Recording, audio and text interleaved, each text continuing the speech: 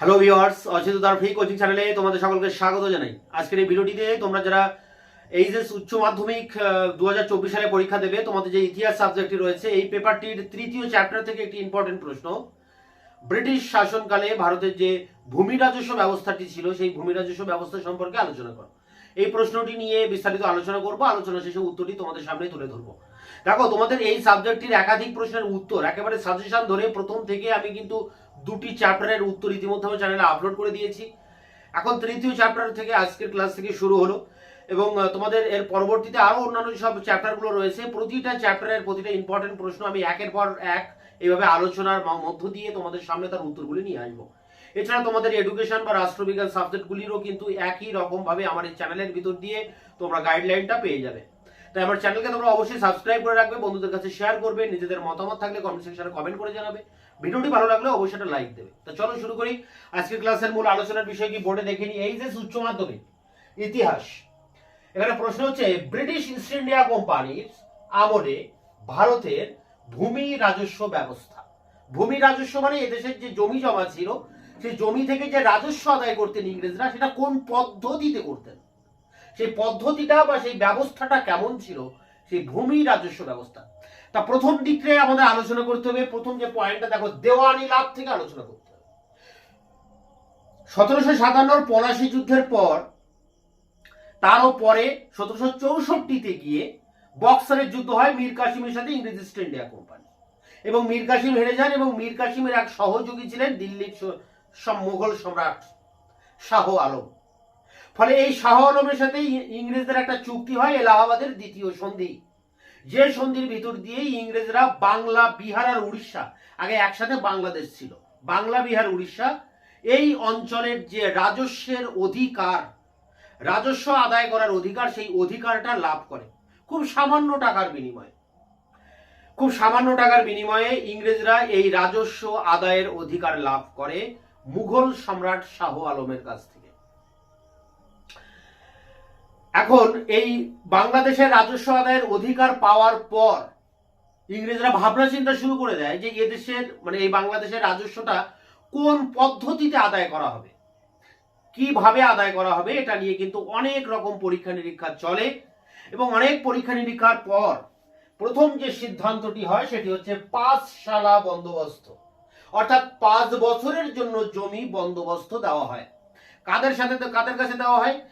যেসব ইজারাদাররা বা যেসব ব্যক্তি 5 বছরের জন্য কোনো একটা জমিতে সর্বোচ্চ পরিমাণে রাজস্ব দিতে পারবে, অর্থাৎ এখানে জমি নিলাম করা হয়, নিলামে যে ব্যক্তি সর্বোচ্চ রাজস্ব দিতে পারবে তাকেই কিন্তু ওই জমিটা ইংরেজরা বন্দোবস্ত করে দেয় 5 বছরের জন্য।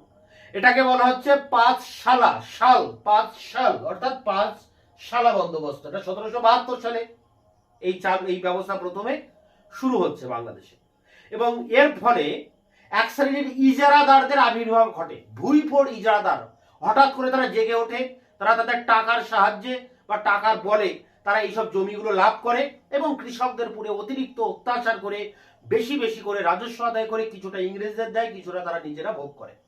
এইভাবে ইজারাদারি প্রথার মধ্য দিয়ে বাংলাদেশের কৃষক সমাজ এক চরম দুর্দশার সম্মুখীন হয়। এবং এই সময় এই রাজস্ব ব্যবস্থাকে পর্যালোচনা করা বা তদারকি করার জন্য এই সময় গভর্নর জেনারেল ছিলেন ওয়ারেন হেস্টিংস। তিনি একটা ভ্রাম্যমাণ কমিটি তৈরি করেছিলেন, যে কমিটি বাংলাদেশে ঘুরে ঘুরে এই জমি জমা সংক্রান্ত সমস্ত বিরোধের মীমাংসা করবে, ভ্রাম্যমাণ কমিটি। এরপরে 1773 সালে গিয়ে ওয়ারেন হেস্টিংস একটা রাজস্ব বোর্ড তৈরি করেন, বোর্ড অফ রেভিনিউ, রাজস্ব বোর্ড, অর্থাৎ সমস্ত যে রাজস্ব ব্যবস্থা তার একটা বোর্ড তৈরি করেন, একটা দপ্তর তৈরি করেন।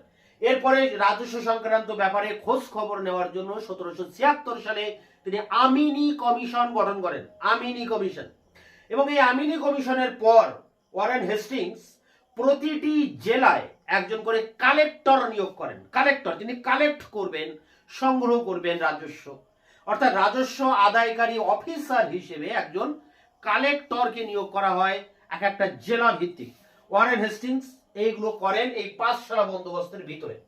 এরপর 1772 এর পর 5 বছর পর অর্থাৎ 1777 সালে গিয়ে ইংরেজরা জমি এবার 5 বছরের জন্য নয়, এবার 1 বছরের জন্য জমি বন্দোবস্ত দেন, অর্থাৎ এক শালা বন্দোবস্ত চালু হয়। এক শালা বন্দোবস্তের ভিতর দিয়েও সেই একই অবস্থা, কৃষকদের উপরে দুর্দশা সেই একই রকম থাকে, বরং আরো বাড়া ছাড়া কমেনি। ফলে এক শালা বন্দোবস্ত 1789 সালে গিয়ে 10 শালা বন্দোবস্তে পরিণত হয়, অর্থাৎ 10 বছরের জন্য জমি বন্দোবস্ত দেওয়া হয়। তাহলে প্রথমে 5 শালা, তারপরে 1 শালা, এবার 1789-তে শুরু হলো 10 শালা বন্দোবস্ত, অর্থাৎ 10 বছরের জন্য জমি এইসব ইজারাদারদের হাতে দেওয়া হচ্ছে। 1789-তে 10 বছরের জন্য দেওয়া হলেও মাত্র 3 বছর পর 1793 সালে গিয়ে তখন গভর্নর জেনারেল ছিলেন লর্ড কর্নওয়ালিস। তিনি ভারতবর্ষে এসে, তিনি জমিদার বাড়ির সন্তান ছিলেন, তিনিও চেয়েছিলেন যে এই বাংলাদেশের জমি জমিদারদের সাথে বন্দোবস্ত হোক। এই কারণে তিনি 1793 সালে বাংলাদেশের জমি জমিদারদের সাথে বন্দোবস্ত করেন চিরস্থায়ীভাবে। চিরকালের জন্য এই জমি জমিদারদের হাতে দেওয়া হয় এবং জমিদাররা প্রতি বছর নির্দিষ্ট সময়ে সরকারকে রাজস্ব দেবে। যদি 100 টাকা রাজস্ব আদায় হয়, 90 টাকা ইংরেজরা পাবে, 10 টাকা কি 11 টাকা পাবে জমিদাররা। এবং বছরের নির্দিষ্ট যে দিন, সেই দিনের সূর্যাস্তের আগে তাকে রাজস্ব মেটাতে হবে, না হলে তার জমিদারি বাজেয়াপ্ত হবে। এবং এই নির্দিষ্ট হারে নির্দিষ্ট সময়ে যদি জমিদাররা রাজস্ব দিতে পারে, তাহলে তারা ভোগ দখল করতে পারবে ওই জমির, এবং ওই জমির উপরে তারা চূড়ান্ত ক্ষমতার অধিকারী হবে। তারা সেখানে কৃষকদের হটাতেও পারে, কৃষকদের বসাতেও পারে, তারা জমি বিক্রিও করতে পারে, জমি হস্তান্তর করতে পারে। জমি সংক্রান্ত সমস্ত অধিকার ওই জমিদারদেরকে দেওয়া হয় চিরস্থায়ীভাবে। 1793 সালে বাংলা, বিহার, উড়িষ্যায় এই 3টি জায়গায় এই ব্যবস্থা চালু হয়, যেটি একটি বিখ্যাত ব্যবস্থা, পার্মানেন্ট সেটেলমেন্ট বলা হয়। এবং এর পরে যে প্রশ্নটা রয়েছে তোমাদের এই চ্যাপ্টারে, সেটি কিন্তু এই চিরস্থায়ী বন্দোবস্ত। এটি কিন্তু এর পরের যে 8 নম্বরের প্রশ্ন, সেটি আমি এর পরবর্তীতে তোমাদের এই ইতিহাসের যে প্রশ্ন নিয়ে আলোচনা করবো, সেটি কিন্তু চিরস্থায়ী বন্দোবস্ত, এটা মনে রাখবে। অর্থাৎ চিরস্থায়ী বন্দোবস্ত আর ব্রিটিশ ইস্ট ইন্ডিয়া কোম্পানির আমলে ভূমি রাজস্ব ব্যবস্থা, এই দুটোর মধ্যে একটা আসবে। তা যাই হোক, চিরস্থায়ী বন্দোবস্তের অনেক সুফল কুফল আছে। জমিদাররা কৃষকদের উপরে অত্যাচার করে, তারা জমির উন্নতির দিকে নজর দেয় না, শুধু জমি মানে চাষিদের উপরে শোষণ করতে থাকে। ফলে এই ব্যবস্থার অনেক ত্রুটি দেখা যায়। এরপরে দেখো বলছে রায়ত ওয়ারি বন্দোবস্ত। তা চিরস্থায়ী বন্দোবস্ত চালু হয়েছিল বাংলা, বিহার, উড়িষ্যায়, কিন্তু ভারতবর্ষে তো বিস্তীর্ণ অঞ্চল, সেই সব জায়গাও ইংরেজরা কবজা করে নিয়েছে। তো ঠিক এইরকম ভাবে 1820 সালে স্যার টমাস মনরোর নেতৃত্বে দক্ষিণ ভারতের মাদ্রাজ প্রেসিডেন্সিতে এই রায়ত ওয়ারি বন্দোবস্ত চালু হয়। সেখানে চিরস্থায়ী বন্দোবস্ত হয়নি, কারণ সেখানে জমিদাররা সেভাবে ছিল না। তাই রায়ত ওয়ারি বন্দোবস্ত চালু হয়। রায়ত ওয়ারি অর্থাৎ রায়ত মানে হচ্ছে কৃষককে রায়ত বলা হয়। কৃষকদের সাথে সরাসরি জমি বন্দোবস্ত করছে। বাংলাদেশে যেমন জমিদারদের সাথে বন্দোবস্ত করছে, জমিদাররা কৃষকদের কাছ থেকে রাজস্ব এনে সরকারকে দিচ্ছে, কিন্তু দক্ষিণ ভারতে কি হচ্ছে, কোনো জমিদার থাকছে না, কৃষক আর সরকারের মাঝে কেউ থাকছে না। সরকার সরাসরি কৃষকদের কাছ থেকে রাজস্ব আদায় করে। একে বলা হচ্ছে রায়ত ওয়ারি ব্যবস্থা। কিন্তু এখানেও একটা সমস্যা ছিল, সরকারের তরফ থেকে যেসব কর্মচারীরা রাজস্ব আদায় করতেন, সরকারি কর্মচারীরা, তারা দুর্নীতির আশ্রয় নিতেন, তারা অত্যাচার করতেন কৃষকদের উপরে। ফলে রায়তওয়ারি ব্যবস্থাও কিন্তু অনেক রকম সমস্যা দেখা দেয়।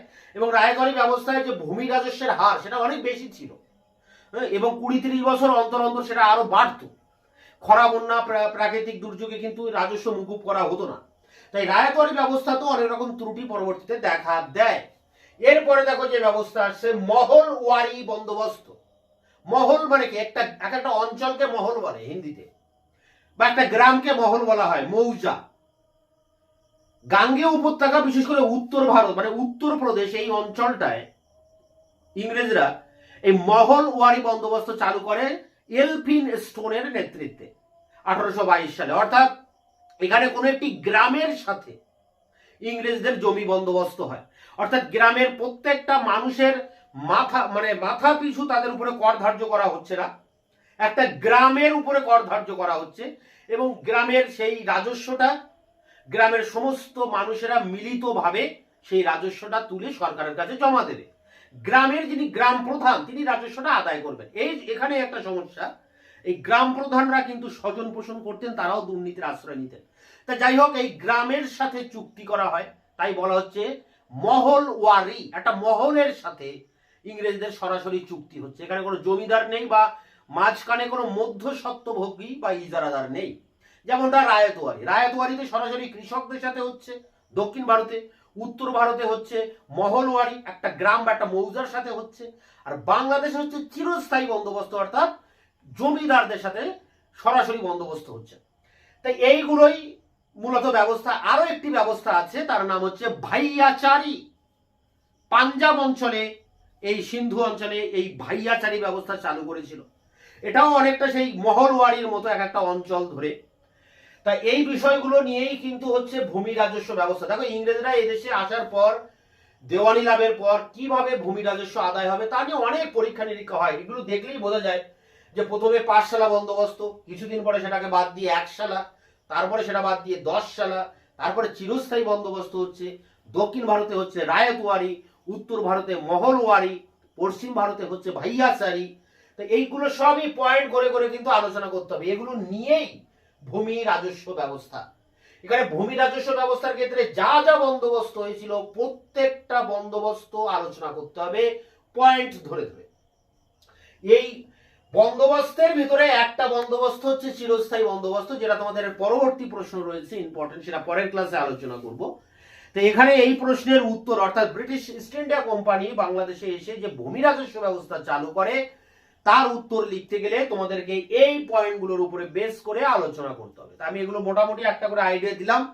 এখন এর উপরে যে উত্তরটি আছে 8 নম্বরে, সেই উত্তর নিয়ে আমি এবার অন স্ক্রিনে তোমাদের সামনে আলোচনা করব।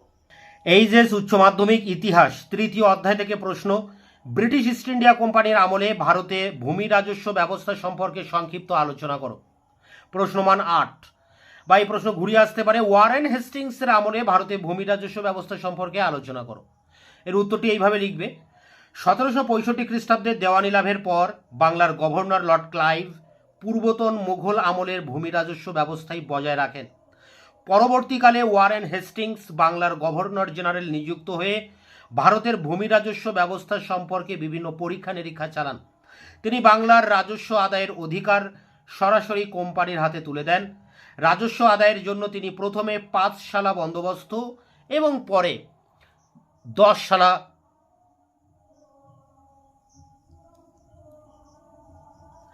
রাজস্ব আদায়ের জন্য তিনি প্রথমে 5 শালা বন্দোবস্ত এবং পরে 1 শালা বন্দোবস্ত চালু করেন। তা পয়েন্ট দেখো, 5 শালা বন্দোবস্ত। রাজস্ব আদায়ের জন্য গভর্নর জেনারেল 1772 খ্রিস্টাব্দের 14ই মে একটি ভ্রাম্যমাণ কমিটি গঠন করেন।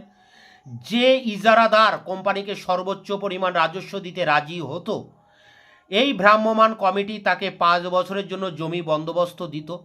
পুরনো জমিদার সর্বোচ্চ পরিমাণ রাজস্ব দিতে ব্যর্থ হলে তিনি জমিদারি হারাতেন। এই ব্যবস্থা ইজারাদার ব্যবস্থা বা 5 শালা বন্দোবস্ত 1772 থেকে 77 নামে পরিচিত। ভ্রাম্যমাণ কমিটি খুবই দুর্নীতিগ্রস্ত হয়ে পড়লে এই কমিটি বাতিল করে হেস্টিংস 1773 খ্রিস্টাব্দে একটি রাজস্ব বোর্ড বা বোর্ড অফ রেভিনিউ গঠন করেন। হেস্টিংস বাংলা, বিহার, উড়িষ্যাকে 6টি অংশে বিভক্ত করে প্রতিটি অংশে একটি করে প্রাদেশিক কাউন্সিল গঠন করেন 1773 করেন। হেস্টিংস রাজস্ব সম্পর্কিত তথ্য সংগ্রহের উদ্দেশ্যে 1776 খ্রিস্টাব্দে আমিনি কমিশন গঠন করেন।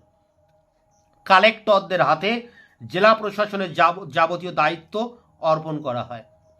পরের পয়েন্ট দেখো, 1 শালা বন্দোবস্ত। রাজস্ব ব্যবস্থায় 5 শালা বন্দোবস্তের বিভিন্ন ত্রুটি বিচ্যুতিগুলি দূর করার উদ্দেশ্যে হেস্টিংস 1777 খ্রিস্টাব্দে 5 শালা বন্দোবস্ত বাতিল করে প্রতি বছর জমি বন্দোবস্ত দেওয়ার প্রথা চালু করেন। 1777 খ্রিস্টাব্দে প্রবর্তিত এই প্রথা 1 শালা বন্দোবস্ত নামে পরিচিত। এই বন্দোবস্ত 1789 খ্রিস্টাব্দ পর্যন্ত চালু থাকে। এই বন্দোবস্ত অনুসারে প্রতি বছর পুরনো জমিদারদেরই জমি বন্দোবস্ত দেওয়ার নিয়ম চালু হয়।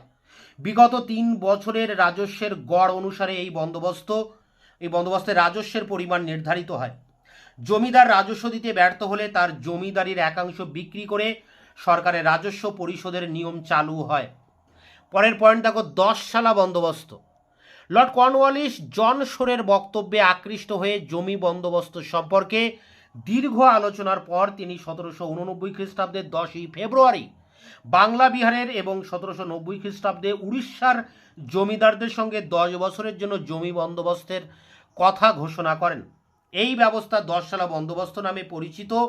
এই ব্যবস্থা প্রবর্তনের সঙ্গে সঙ্গে তিনি ঘোষণা করেন যে বিলাতের পরিচালক সভা অনুমোদন দিলে এই 10 বছর মেয়াদি বন্দোবস্তকে চিরস্থায়ী করা হবে। পরের পয়েন্ট দেখো, চিরস্থায়ী বন্দোবস্ত। তাই এখানে যদি তোমাদের হেস্টিংসের ভূমি রাজস্ব ব্যবস্থা পড়ে, তোমাদের কিন্তু এই পর্যন্তই লিখতে হবে 10 সালা বন্দোবস্ত। আর ব্রিটিশ ইস্ট ইন্ডিয়া কোম্পানির ভূমি রাজস্ব বললে চিরস্থায়ী, রায়তোয়ারি, মহলওয়ারি সবই লিখতে হবে। তো চিরস্থায়ী দেখো, লর্ড কর্নওয়ালিস বিলাতের পরিচালক সভার অনুমোদন পেয়ে 10 সালা বন্দোবস্তকে 1793 22 মার্চ চিরস্থায়ী বন্দোবস্তে পরিণত করেন। প্রথমে বাংলা, বিহার ও উড়িষ্যা এবং পরে বারাণসী, উত্তর পশ্চিম প্রদেশ ও মাদ্রাস প্রেসিডেন্সির কোনো কোনো অঞ্চলে এই ব্যবস্থা চালু করা হয়। চিরস্থায়ী ব্যবস্থায় বলা হয় যে এক, জমির প্রাপক জমিদার তালুকদাররা বংশানুক্রমিকভাবে ভোগ দখল করতে পারবেন। 2, জমিদার ইচ্ছা মতো জমি দান, বিক্রি বা বন্ধক রাখতে পারবেন। 3, ভূমি রাজস্বের পরিমাণ 1793 খ্রিস্টাব্দের হারেই বহাল থাকবে। 4, নির্ধারিত ভূমি রাজস্বের শতকরা 89 সরকার ও 11 জমিদার পাবেন। 5, সূর্যাস্ত আইন অনুসারে জমিদাররা সরকারের প্রাপ্য রাজস্ব নির্দিষ্ট দিনে সূর্যাস্তের মধ্যে পরিশোধ করতে বাধ্য থাকবে, অন্যথায় জমিদারি বাজেয়াপ্ত হবে। এবার রায়তওয়ারি বন্দোবস্ত। ব্রিটিশ ভারতের কিছু অংশে রায়তওয়ারি বন্দোবস্ত প্রবর্তিত হয়। এই গুরুত্বপূর্ণ বন্দোবস্তের মাধ্যমে জমির কৃষকদের থেকে রাজস্ব আদায় করা হতো। এই রাজস্ব সরাসরিভাবে আদায় করা হতো বা জমির কৃষকদের থেকে। এই বন্দোবস্তই রায়তওয়ারি বন্দোবস্ত নামে পরিচিত। ক্যাপ্টেন আলেকজান্ডার রিড ও স্যার টমাস মনরোর উদ্যোগে 1820 খ্রিস্টাব্দে মাদ্রাস প্রেসিডেন্সির কিছু অঞ্চল বাদে ভারতের দক্ষিণ ও দক্ষিণ পশ্চিম অঞ্চলে রায়তওয়ারি ব্যবস্থা নামে এক ধরনের ভূমি বন্দোবস্ত প্রবর্তিত হয়। টমাস মনরোকে এই ব্যবস্থার জনক বলা হয়।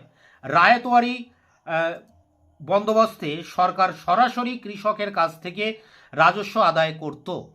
ফলে সরকার ও কৃষকের মাঝখানে কোনো জমিদার বা মধ্যস্বত্বভোগী শ্রেণীর অস্তিত্ব ছিল না। পরের পয়েন্ট দেখো, এটি শেষ বন্দোবস্ত মহল ও আরি বন্দোবস্ত। 1793 খ্রিস্টাব্দে ভারতের বৃহৎ অংশে চিরস্থায়ী বন্দোবস্ত চালু করা হলেও উত্তর ভারত ও অন্যান্য স্থানের কিছু কিছু স্থানে চিরস্থায়ী বন্দোবস্ত চালু করার বিষয়ে কোম্পানির কর্তাদের মধ্যে মতভেদ দেখা দেয়। এই পরিস্থিতিতে ব্রিটিশ সরকার 1822 খ্রিস্টাব্দে গাঙ্গে উপত্যকা, উত্তর পশ্চিম প্রদেশ ও মধ্য ভারতের কিছু কিছু অঞ্চলে মহলওয়ারি ব্যবস্থা নামে এক ধরনের ভূমি বন্দোবস্ত চালু করে। এই ব্যবস্থার প্রবর্তনে এলফিনস্টোনের গুরুত্বপূর্ণ ভূমিকা ছিল। মহলওয়ারি ব্যবস্থায় কয়েকটি গ্রাম নিয়ে একটি মহল বা তালুক তৈরি হতো এবং গ্রামের উপর সামগ্রিকভাবে রাজস্ব নির্ধারণ করা হতো। 20 থেকে 30 বছরের জন্য জমির বন্দোবস্ত দেওয়া হতো। গ্রামের কৃষকের মাথা পিছু নির্ধারিত রাজস্ব আদায় করে একত্রে তা আদায়কারী প্রদান করা হতো। এরপরে দেখো, উপসংহার দেওয়া হয়েছে একটি। ব্রিটিশ রাজস্ব ব্যবস্থায় ভারতের গ্রামীণ জীবনে বৈপ্লবিক পরিবর্তন ঘটে। ব্রিটিশ রাজস্ব ব্যবস্থার ফলে ভারতের চিরাচরিত অর্থনৈতিক সম্পর্ক ভেঙে পড়ে এবং নতুন অর্থনৈতিক ব্যবস্থার উদ্ভব ঘটে। গ্রামীণ যৌথ পরিবারগুলি ও পঞ্চায়েত ব্যবস্থা ভাঙতে থাকে এবং কুটির শিল্প ধ্বংসের পথে এগিয়ে যায়। এইভাবে গ্রাম জীবনে এক সামাজিক বিপ্লব ঘটে যায়। তো এই ছিল ব্রিটিশ ইস্ট ইন্ডিয়া কোম্পানির আমলে ভূমি রাজস্ব ব্যবস্থা। এই প্রশ্নটি কিন্তু তোমাদের এই 3য় চ্যাপ্টারের একেবারে প্রথমেই রয়েছে, ইম্পর্টেন্ট প্রশ্ন। এর পরে রয়েছে চিরস্থায়ী বন্দোবস্ত। তা চিরস্থায়ী বন্দোবস্তের উপরে ভিডিও ক্লাস আমি খুব দ্রুত তোমাদের সামনে নিয়ে আসবো আগামী 1 থেকে 2 দিনের মধ্যেই। তাই তোমরা অবশ্যই চ্যানেলকে সাবস্ক্রাইব করে রাখবে, বন্ধুদের কাছে শেয়ার করবে, নিজেদের মতামত থাকলে কমেন্ট সেকশনে কমেন্ট করে জানাবে এবং ভিডিওটি ভালো লাগলে অবশ্যই একটা লাইক দেবে।